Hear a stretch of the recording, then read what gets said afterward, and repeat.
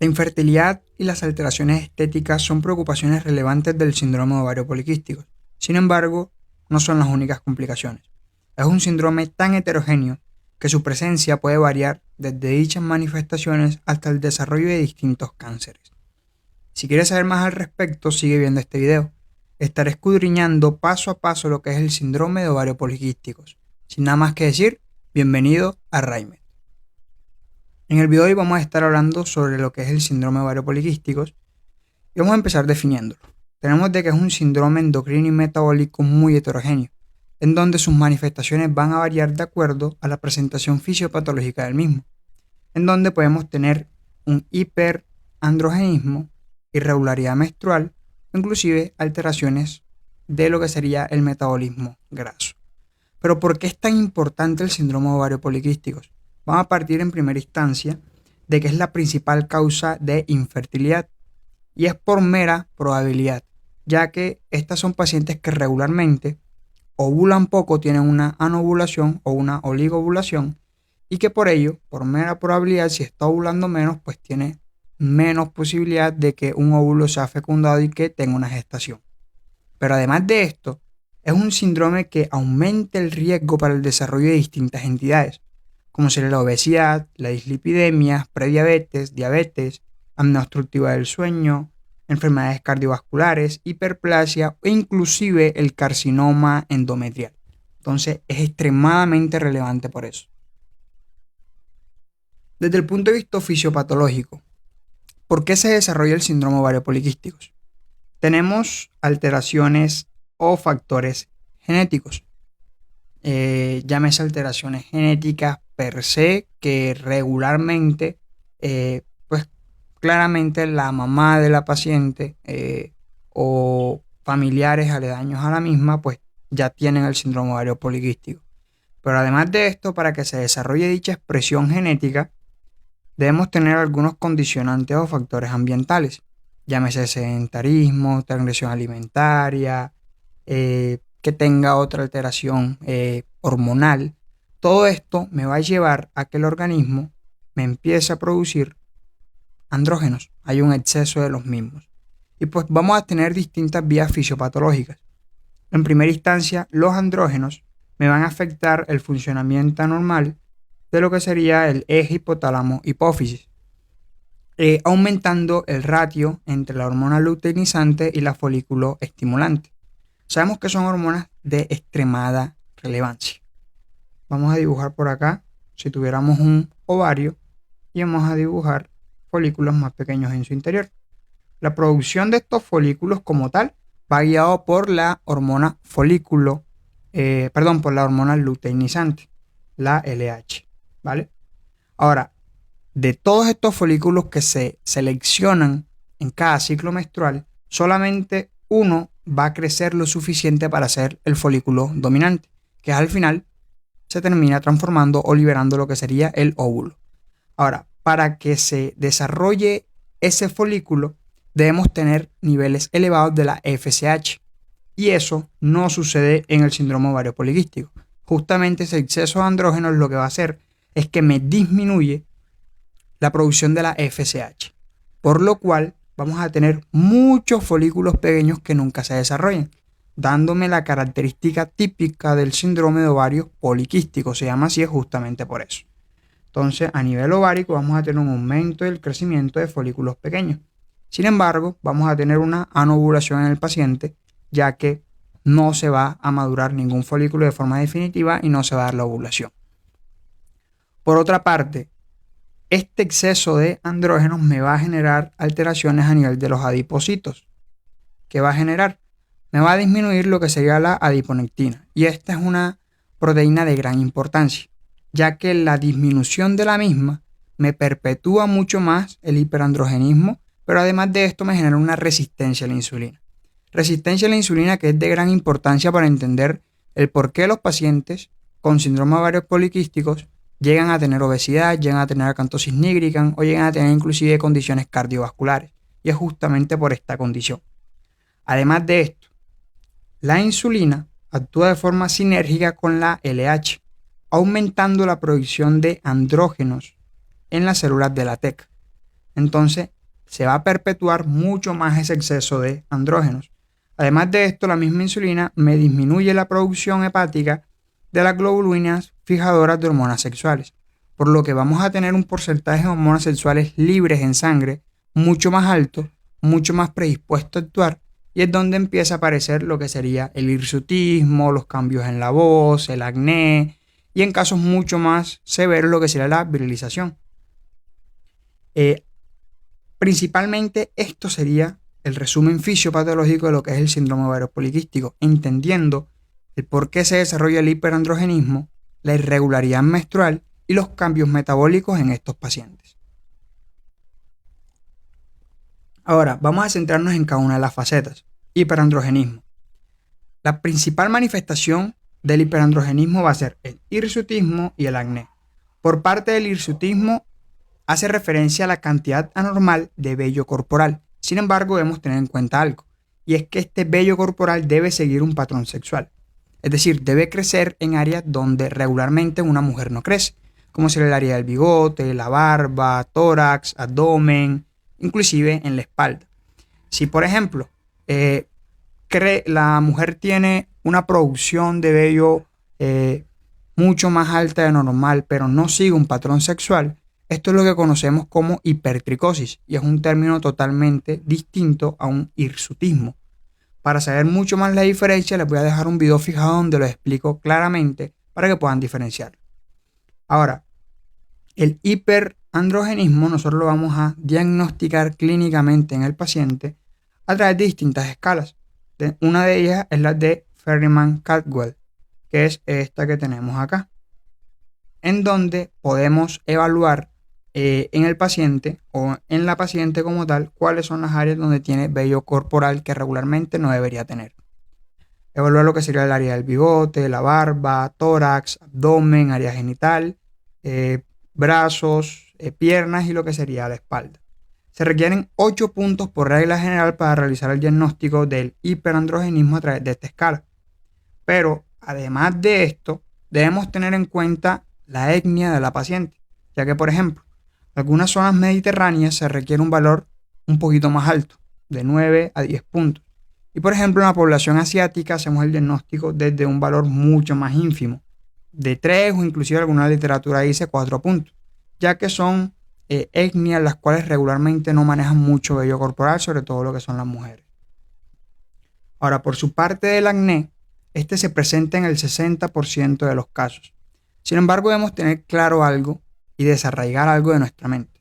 Y es que acné no es igual a un síndrome ovario poliquístico.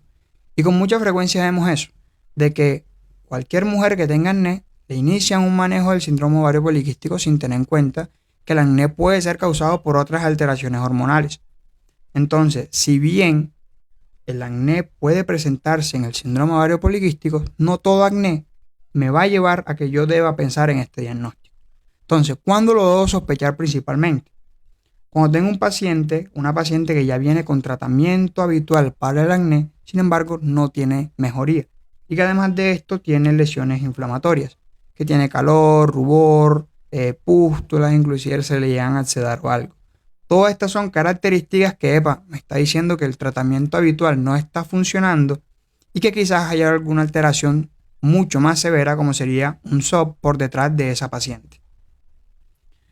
Otras manifestaciones a tener en cuenta respecto al hiperandrogenismo sería la alopecia androgénica, la voz gruesa, aumento de masa muscular o inclusive la clitoromegalia.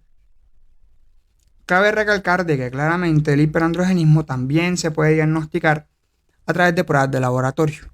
Medir testosterona en los pacientes principalmente, medir niveles de hormonas sexuales, medir niveles de FSH, LH. De igual forma, estos no son criterios definitivos para el diagnóstico, pero podrían ayudarnos. Respecto a la irregularidad menstrual. Y en primera instancia hay que definir qué es lo normal, porque muchas veces tenemos esa duda.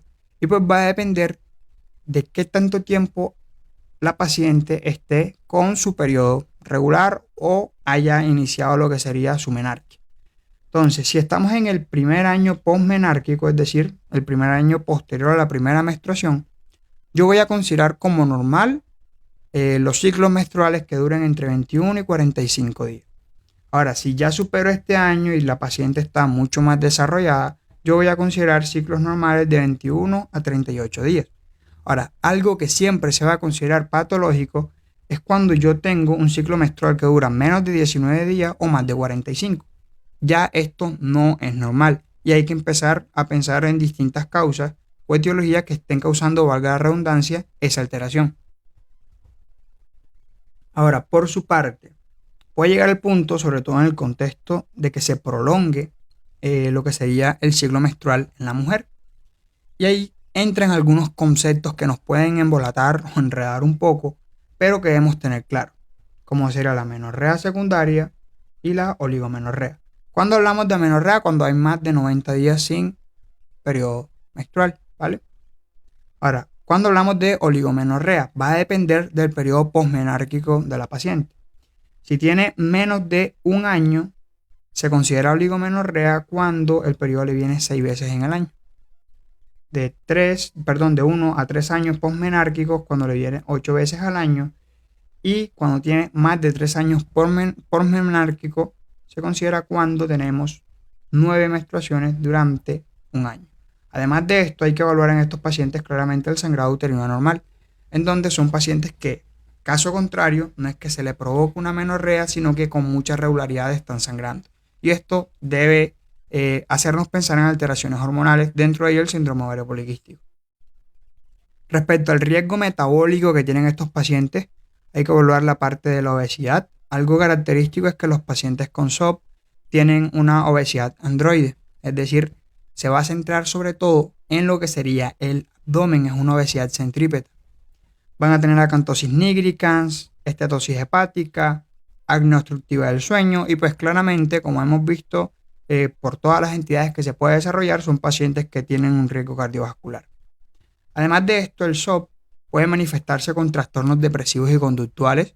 De hecho, la literatura refiere que alrededor del 17 al 50% de los pacientes con SOP tienen una prevalencia de síntomas depresivos, ansiedad, transgresión alimentaria o inclusive puede llegar a tener relación con el autismo.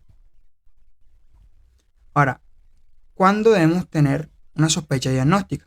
Cuando tengamos algunos de los criterios comentados con anterioridad, llámese el hiperandrogenismo, la irregularidad menstrual o alteración metabólica. Entre más de estos criterios tengamos, pues mayor probabilidad va a haber. Ahora, los criterios definitivos utilizados para el diagnóstico del síndrome ovario poliquístico son los criterios de Rotterdam. Hay múltiples criterios, sin embargo, los más validados, si así lo queremos decir hasta la fecha, son estos, en donde tenemos que para el diagnóstico vamos a utilizar los siguientes 3 criterios: la evidencia clínica o bioquímica de hiperandrogenismo, la evidencia de oligo o anovulación y la evidencia ecográfica de ovarios poliquísticos. Si la paciente me cumple con todos estos criterios, pues estoy frente a un SOP clásico. Sin embargo, si la paciente tiene 2 de estos criterios, no significa que no sea diagnóstico. Si tiene estos 2, o inclusive si tiene uno solo. Es por ello que los criterios de Rotterdam a nosotros nos ayudan a diferenciar distintos fenotipos que puede llegar a tener el síndrome ovario poliquístico. Es decir, hay pacientes que pueden tener la anovulación y el hiperandrogenismo, pero al momento de realizar una ecografía no tienen alteración ecográfica que me indica el diagnóstico. Y con eso no significa que se descarte. Ahora, algunas cositas a tener en cuenta respecto a la valoración ecográfica sobre todo. El diagnóstico regularmente lo hacemos cuando tenemos más de 12 folículos de 2 a 9 milímetros de diámetro cada uno de ellos, o cuando tenemos un volumen ovárico mayor a 10 milímetros. Pero ¿qué pasa? Hay algunas condiciones a tener en cuenta. Por ejemplo, en pacientes jóvenes puede ser normal que yo encuentre más de 12 folículos. ¿Por qué? Porque son pacientes que literalmente las hormonas las tienen en un punto en el cual empiezan a actuar, en el cual su actividad está mucho más exacerbada y por ello la actividad de la LH puede estar elevada en estas pacientes recién cuando empiezan con su primer ciclo ovárico y puedo tener más de 12 folículos y no significa que esto esté mal. Es por ello que algunos endocrinólogos recomiendan que si la paciente es muy joven esperar que ésta alcance una mayoría de edad o alcance por lo menos a desarrollarse desde el punto de vista hormonal un poco más, para poder realizar el diagnóstico diferencial entre un síndrome ovario poliquísticos y simplemente una elevación hormonal momentánea. Algo importante a tener en cuenta también es el tipo de ecografía, transvaginal o transabdominal. Se pueden realizar cualquiera de las dos.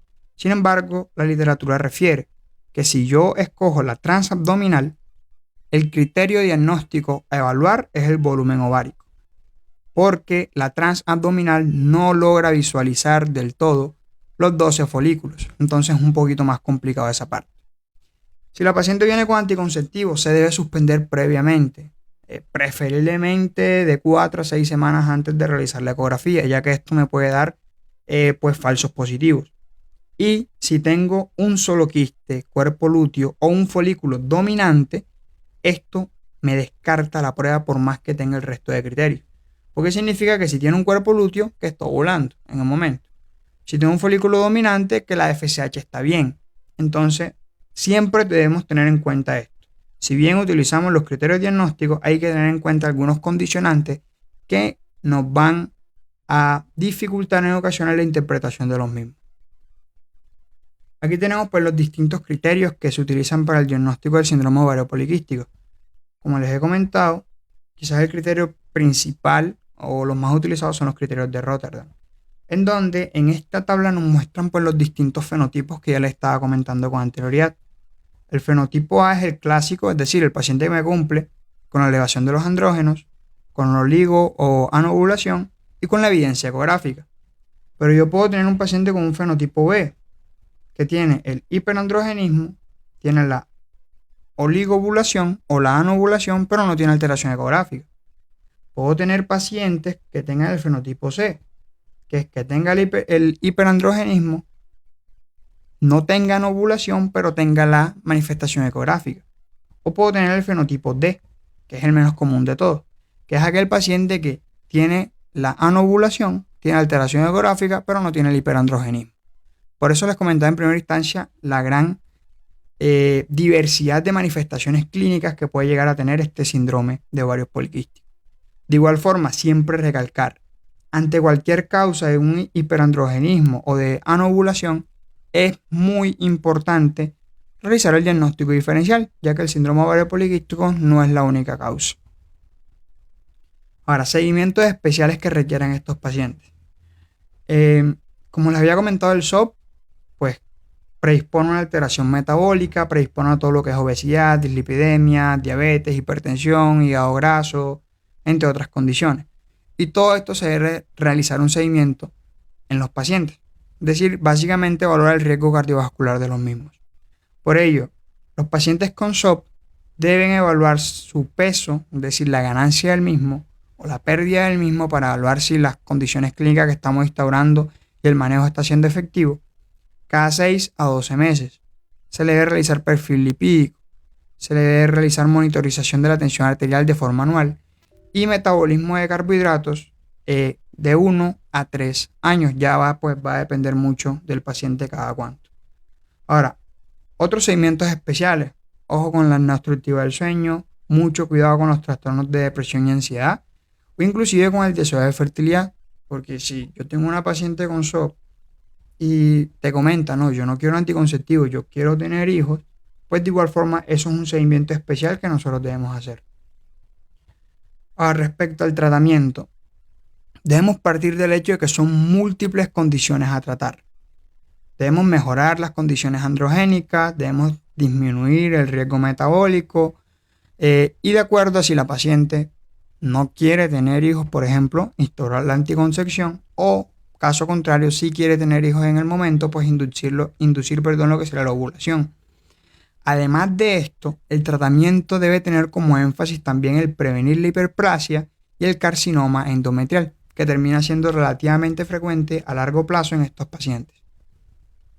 Entonces, ¿cuáles son las condiciones o el tratamiento a instaurar? Cambio en el estilo de vida. La dieta, el ejercicio, sobre todo en pacientes con sobrepeso u obesidad, se ha identificado que reduce el riesgo metabólico, mejora las condiciones androgénicas y mejora la parte de la ovulación. Entonces es una condición simple, sencilla, barata y que tiene muchos beneficios para las pacientes. Los anticonceptivos orales. Regularmente utilizamos anticonceptivos orales combinados de estrógenos con progestinas. La instauración de los mismos se ha identificado a través de estudios que mejora el riesgo metabólico, mejora las condiciones androgénicas, mejora la ovulación, pero además de esto también es una protección endometrial frente al carcinoma endometrial. Entonces, es por ello que prácticamente los anticonceptivos orales son la punta de lanza del tratamiento del síndrome ovario poliquístico.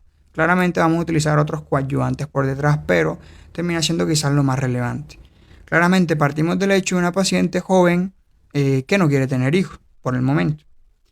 Algo a evaluar siempre en los pacientes que utilicemos anticonceptivos orales por cualquier razón es el riesgo de eventos trombóticos, sobre todo en pacientes obesos mayores de 40 años, en donde pues es mucho más frecuente. Y algunas alternativas que podemos utilizar en estos contextos pues son las progestinas cíclicas, continuas o inclusive el DIU liberador de progestina. Esta tabla me gustó mucho porque, como les había comentado, vamos a utilizar anticonceptivos orales que tengan estrógenos, pero también que tengan progestinas. Y las progestinas sobre todo se utilizan por el efecto antiandrogénico que tienen las mismas. Y vemos que esta tabla nos resume cada una de las progestinas y la actividad antiandrogénica que tengan. Por ejemplo, el norgestrel y el levonorgestrel son las que mayor tienen actividad antiandrogénica. Es por ello que con mayor regularidad son las que usamos. Pero por ejemplo, el resto, sobre todo las que tienen baja actividad androgénica, no la debemos utilizar mucho porque además se ha identificado que estos tienen un mayor riesgo de eventos trombóticos, por lo cual no son la primera línea a utilizar. Ahora, si mi paciente tiene deseo de fertilidad, ¿qué debo iniciar o qué debo realizar en esta paciente? Pues se han identificado distintas medidas que puede potenciar o mejorar lo que sería la ovulación en las pacientes. En primera instancia, la pérdida de peso.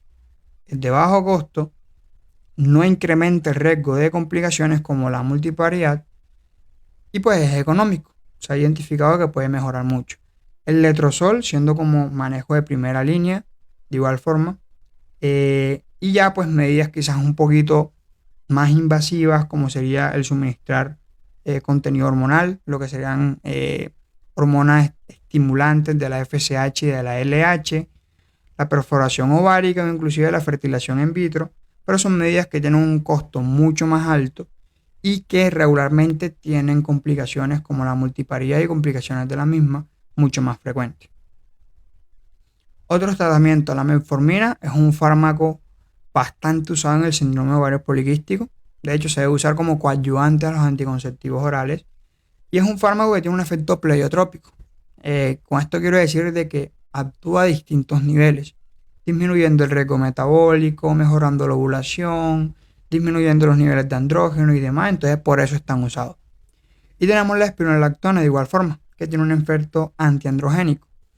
Las indicaciones para la misma es cuando yo tengo más de 6 meses con el uso de los anticonceptivos orales y mi paciente no mejora. Entonces sigue con las manifestaciones del hiperandrogenismo. O por otro lado, cuando hay alguna contraindicación de los anticonceptivos, sí, principalmente serían eso.